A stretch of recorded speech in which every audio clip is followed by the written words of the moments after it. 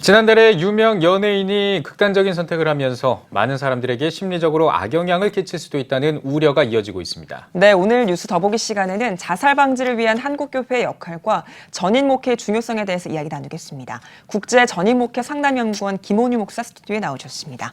목사님 안녕하십니까? 안녕하세요. 예. 네. 반갑습니다. 목사님, 근데 오늘 굉장히 좀 심각한 이야기를 좀 해야 될 것 같은데요. 네. 이 자살 문제요. 우리나라 자살 문제가 굉장히 좀 심각하다고 알고 있는데 네. 현황이 어느 정도가 되는지 좀 짚어주시죠. 대한민국에 지금 2018년 인구 10만 명당 자살자가 예. 26.6명으로 발표가 돼서 참 충격입니다. 예. 수년간 감소세를 이어지다가 다시 증가를 했고, 예. 그래서 OECD 중 최고 수준이 지금 예상되고 있습니다. 네. 예. 특히 우리 기독교인들도 자살을 한다는 사실이 더 충격이죠. 예. 그래서 요한복음 10장 10절을 인용한다면 정말 종말론적으로 우리 그리스도인들을 공격하는 어둠의 세력이라고 볼 수 있고 복음을 방해하는 사탄의 역사로 볼 수밖에 없을 것 같습니다. 예. 네. 앞서 저희가 소개해서 말씀을 드린 것처럼 유명인들의 자살이 끊이지 않고 있는 상황에서 네. 이것이 다음 세대들에게 미칠 영향도 좀 우려가 되는 부분인데요. 우리나라 자살 실태와 관련해서 어떤 것들을 좀 주목해서 봐야 할까요? 정말 심각합니다. 최근 잇따른 그 유명인들의 자살은 특히 젊은 세대들이 가장 그 우상시하고 있는 그 연예인들이기 때문에 예.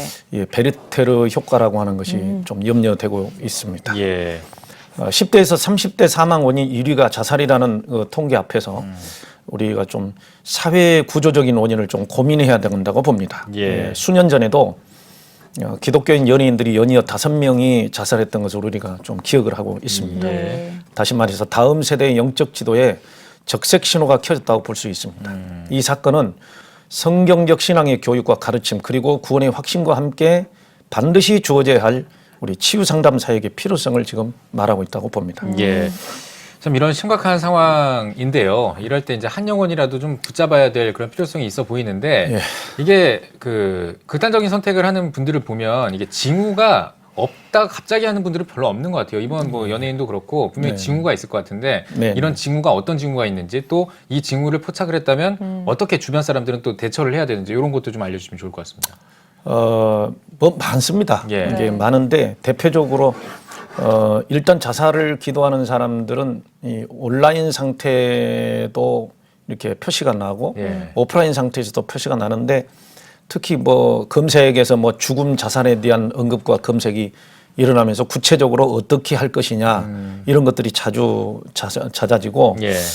또 제가 지금 최근에 젊은 세대들을 상담하다 보니까 네. 그 주우울증이라는 게 있거든요. 주우울증이요? 주우울증이라는 게 이제 메인 디프레션이라고 아. 그 우울증의 마지막 단계에서 정신증으로 옮겨가는 경계선 단계가 있어요. 예. 그럴 때 이제 환상과 환청이 들리면서 죽음을 곤면한다든지 이런 정신과적인 병이 있는 것도 관찰을 좀 해야 될 필요성이 있고요. 네.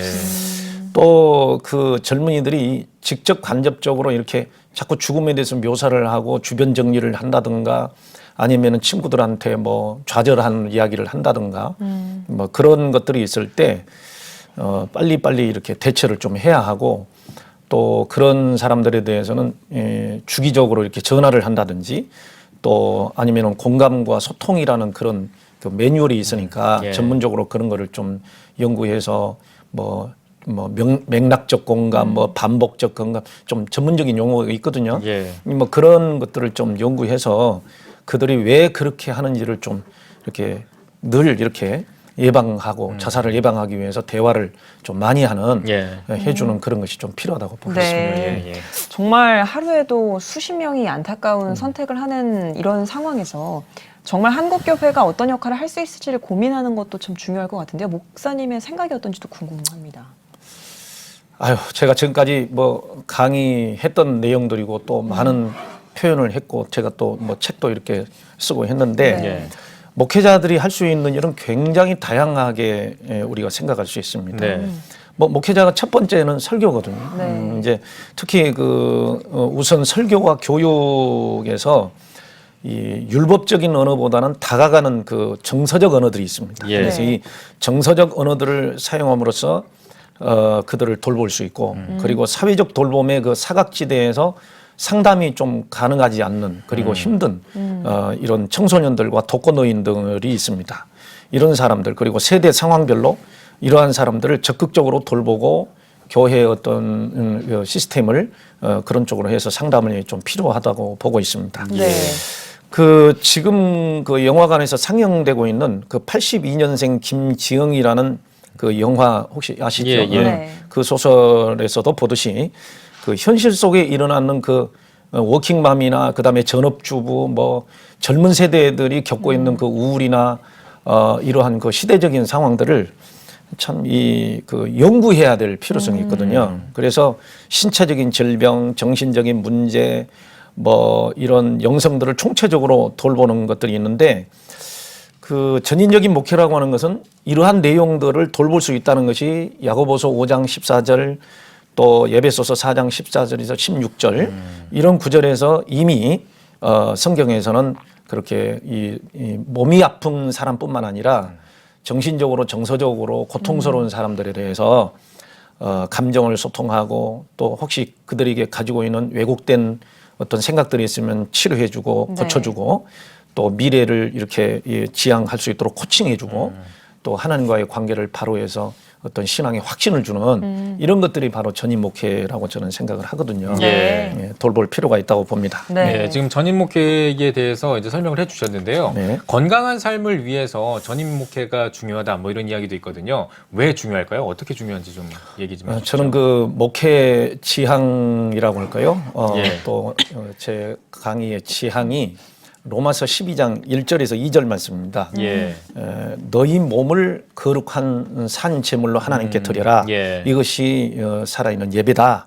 이렇게 했을 때 그 영적 예배라는 의미가 뭐 보이지 않는 추상적 예배가 아니라 네. 일단은 교회에서 예배를 드릴 때는 정말 십자가 앞에서 우리의 정과 욕심을 십자가 앞에 못 박고 예수님의 그 십자가의 그 은혜로 함께 나누면서 은혜를 하나님과의 교통하는 것이 그게 어떤 우리의 몸을 헌신하는 죽은 제물이라고 생각한다면 네.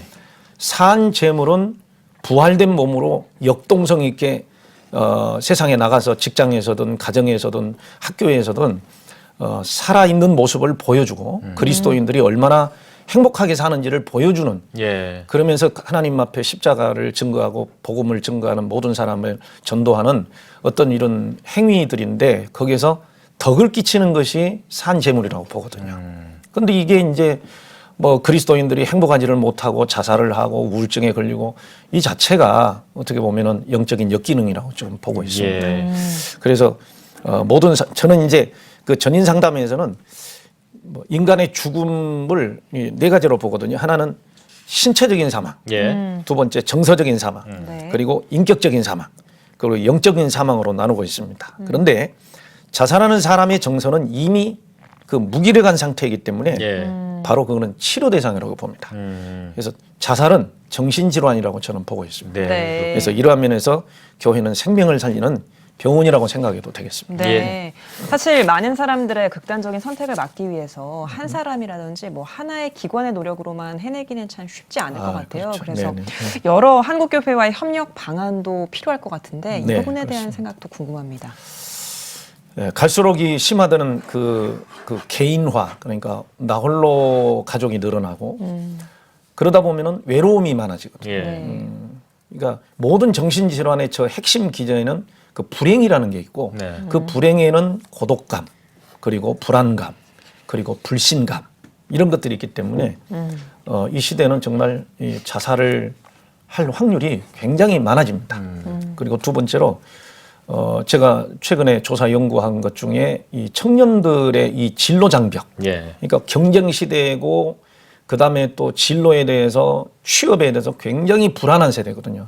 그러다 보면은 이미 옛날부터 가지고 있었던 그 불안 요소들 그리고 탄력성의 부재 이런 것들이 결국은 청년들의 우울증으로도 연결이 되면서 동시에 이제 좌절이 되면 신앙이 약하거나 탄력성이 약하면 그냥 자살 시도가 일어나는 이런 것들이 있기 때문에 저는 요즘 그 우울증과 정신적 문제를 특히 청년들의 그 정신적 문제를 상담을 많이 받고 있습니다. 예. 네. 이게 물론 자살 충동의 치유가 가장 많이 일어나고 있습니다만은 이 사역에는 구체적이고 현실적인 문제들에 대한 이 소통과 공감이 우선이 됩니다.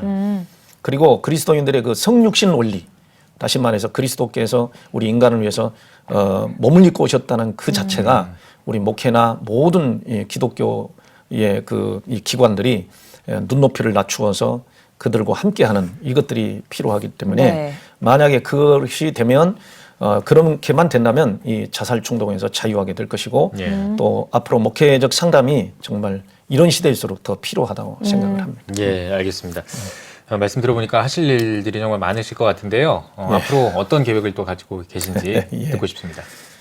지금 저의 사역은 이 연중 무휴로 그 월요일 날 전인 상담 연구소에서 핵심 사역자들을 지금 훈련시키고 있고 지금도 지금 하고 있고 네.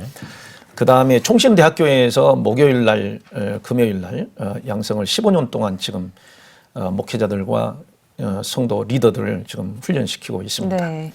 이것은 각 신학대학에서 필수적인 전이치유 상담 사역을 이수하도록 하는 것이 제 목표입니다. 네. 그래서 한국교회가 복음 전도와 목회적 돌봄을 활성화시키고 동시에 상담 전문 사역자를 양성시키도록 그래서 억울하게 세상을 등지는 음질이 없도록 제가 최선을 다해서 사역을 하겠습니다. 네. 목사님 마지막으로 한국교회 성도님들께도 한 말씀 부탁드립니다. 네. 이 세대는 갈수록 전인적 돌봄을 요구하는 시대가 됐습니다. 5년 전 세계는 하루에 100만 명 이상이 자살을 했다는 통계가 있습니다. 그 이후에 OECD 국가 중에서 한국은 가장 많은 그 자살률을 가지고 있습니다. 그만큼 갈수록 불확실성이 많아지고 또 좌절을 느끼는 세대들이 늘어나고 있고 영적으로도 혼탁한 세대를 살고 있기에 더욱 치유사역이 필요한 시대가 되었습니다. 상담과 치유사역이 필요하시거나 치유가 필요하시면 저희 국제 전인목회 상담 연구원이나 총신대학교 평생교육원의 전인상담 과정을 오시면 도움이 될 것입니다. 예. 네. 마침 목요일 또 금요일은 총신대학교 평생교육원에서 겨울학기 개강을 하고 또 공개 강의도 합니다. 예. 네. 알겠습니다. 혹시라도 요즘 우울하거나 혹시 극단적인 선택을 할 것 같은 그런 분들은 지금 말씀하신 것처럼 이 국제 전인목회 상담연구원 문을 좀 두드려 보시기 바랍니다. 자, 오늘 뉴스 보기 시간에는 국제 전인목회 상담연구원 김원유 목사와 함께 이야기 나눠봤습니다. 목사님 나와주셔서 고맙습니다. 고맙습니다. 감사합니다.